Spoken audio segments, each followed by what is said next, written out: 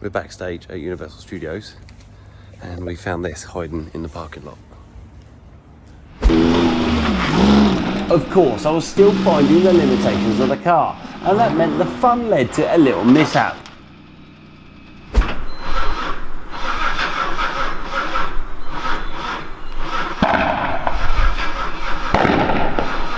I think he's just blown the motor, to be honest. Oh. Between me and you. Definitely wouldn't put that on the video. I'm gonna skip my breaks, I'm gonna make mistakes. I'm gonna skip my breaks, I'm gonna make mistakes. I'm gonna skip my breaks, I'm gonna make mistakes. Look at the beautiful stars, I wanna drive a faster car.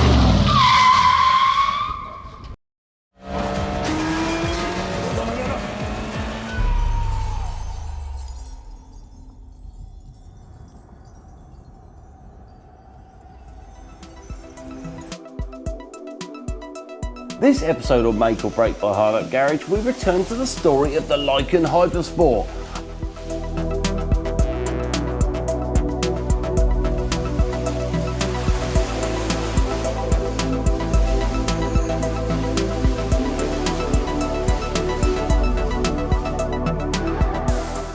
In the very first episode on Make or Break, I purchased an imitation Lykan from the stunt driver Terry Grant for my buddy Ed Bolian from the massive VinWiki YouTube channel.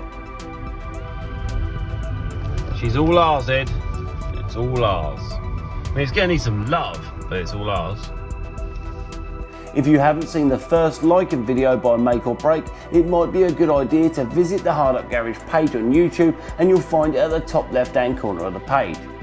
This imitation vehicle had original Lykan Hypersport rear lights, which were super cool, Lykan body panels and Lykan badges, but it was actually a 2011 Porsche Boxster S convertible underneath.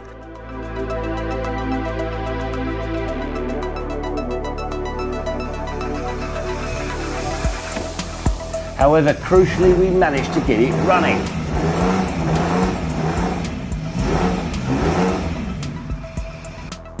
Getting it running was particularly good because it meant I could have some playtime with this Fast and the Furious icon. So what I'm going to do here, guys, is I'm going to take a £3.4 million car for a quick road test. And I can assure you the clutch is loud, it's got a racing clutch in it. The brakes are awful, the lights work, and it's very dusty, very, very dusty. We put it back together in about 11 minutes, but let's see how a donut pulling Asda's own Lykan Hypersport drives. I love the windows, by the way. So normally on a normal car you press a lovely button and they go down, but in this car you just take them out. Just going to rest that over here. That's what we do with hypercars. So yeah. Ugh.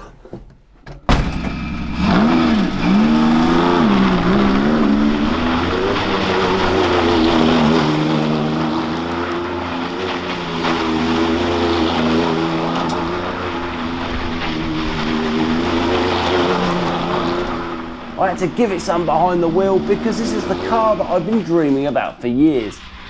I rounded up my good buddy Carl Baumann, he's also my producer and my director. Also Nick Williams, my automotive photographer friend, to capture, what should I call it? My test drive in the Lykan? Not crash test drive.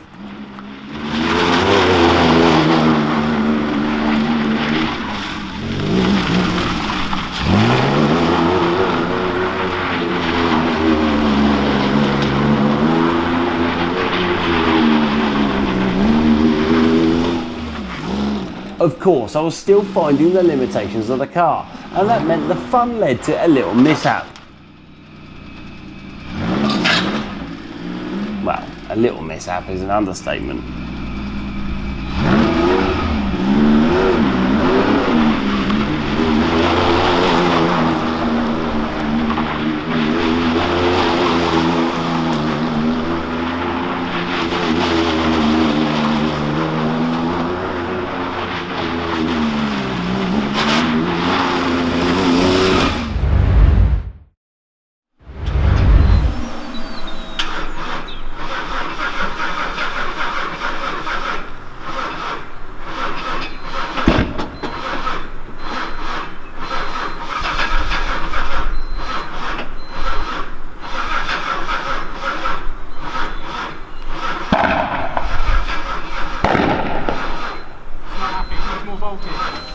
just going to kill the ECU. We need jump pack.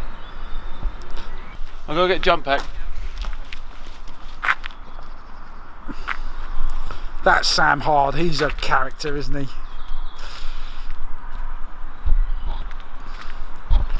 What did we say about putting the lights on and the battery will run down? No, it's not that. I think he's just blowing the motor, to be honest. Oh. Between me and you. Definitely wouldn't put that on the video. Well, I don't know what this video is for. It might be car pornography or something, I don't know. I'm just doing what I'm told. Yeah. No, I think it's not happy. It's been making a funny noise for a little while. Sam, have you broken the car? Yeah. 100% I broke the car. That's really clever. This was filmed before I sold it, right, Carl? Okay.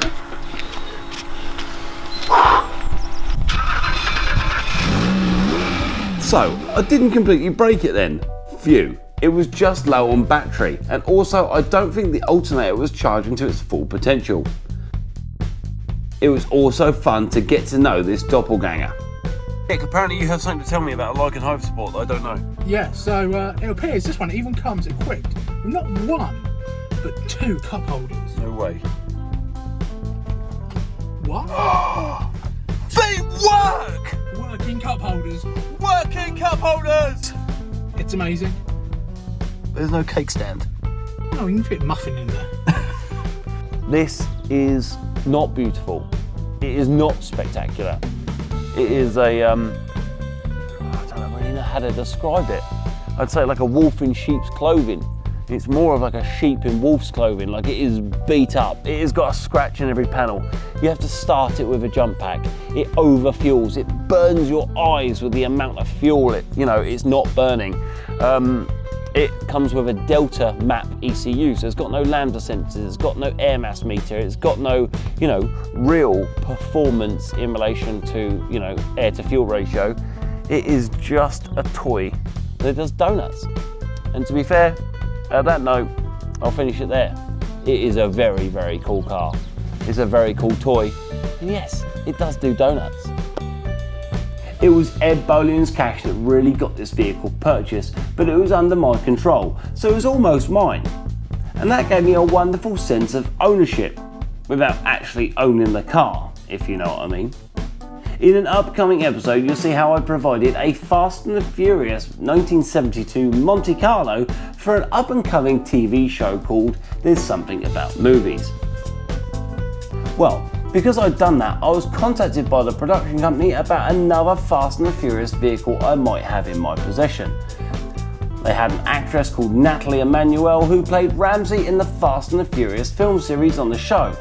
They wanted the Fast and the Furious car at the studio recording, and I offered them the Lykan free of charge, which meant delivering it to the Universal Studios just north of London. And while I was there, I couldn't resist winding up those Fast and the Furious car freaks out there.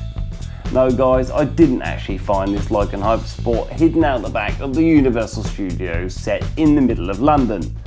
I got it from a shed in the middle of nowhere from my mate Terry Grant. As you'll see in a previous episode if you go back and actually have a look. We are backstage and we have basically got here. I don't know how we got here, to be honest with you, but we've come around the corner and I found Holy Grail, mate.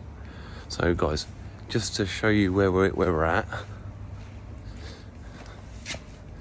We're backstage at Universal Studios and we found this hiding in the parking lot.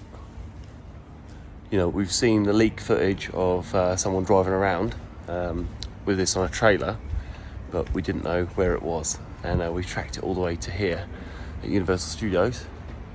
And guys, it's the Lykan Hypersport from Fast and the Furious. Blows my mind. The car was wheeled into the studio, covered up and then uncovered as a big reveal for the stunning actress, and I was lucky enough to get Natalie to sign the driver's door of the car. This might well add some value to it. Well, you never know.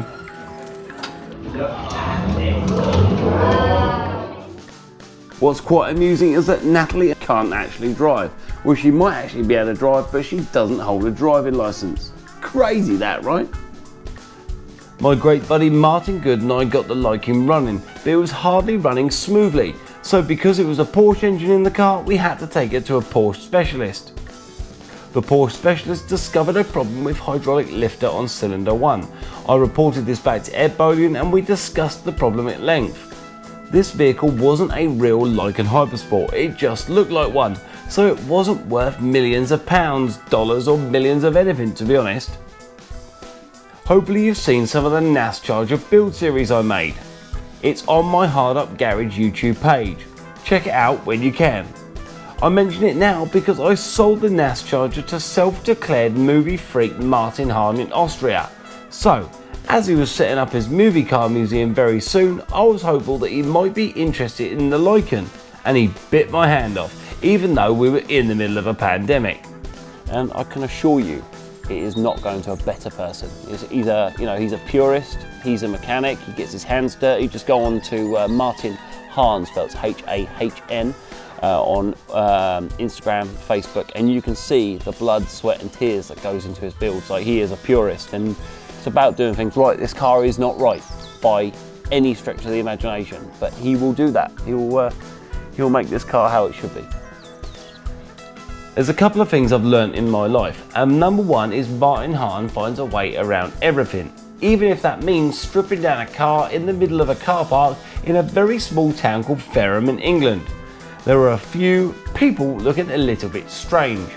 Why is a gentleman stripping down a £3 million car into 500 pieces in a car park? Well, to ship it and sneak it back into Europe, of course. Plus, I threw in my unique Fast and the Furious replica Monte Carlo shell, which was destined for the scrap pile. If there's someone could save it, it was Martin. What will happen to the Lykan? Will she run on all cylinders again? And will it have a new lease of life? Maybe one day I'll head over to Austria and carry out a damage report. Oh, and my buddy Karl is from Austria, so I'm pretty sure some way he's going to smuggle himself into my suitcase. Look at the beautiful stars, I wanna drive a faster car. Okay guys, so my tip of the day is something very important. A lot of people, when they go online and they're searching for a vehicle, they'd search within like a 50-mile radius, they'd search for their make, their model.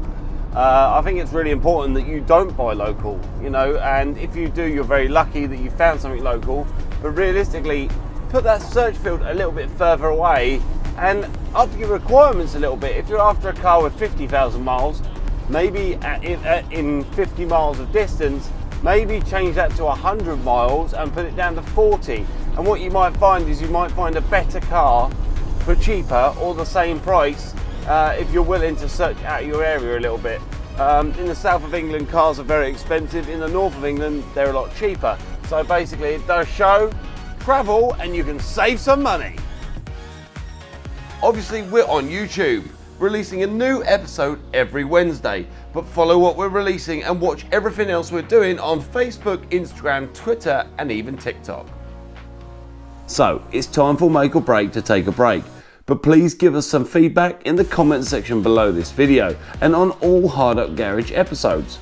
If you like what we're doing, please tell the world and share this stuff on social media. We really appreciate it.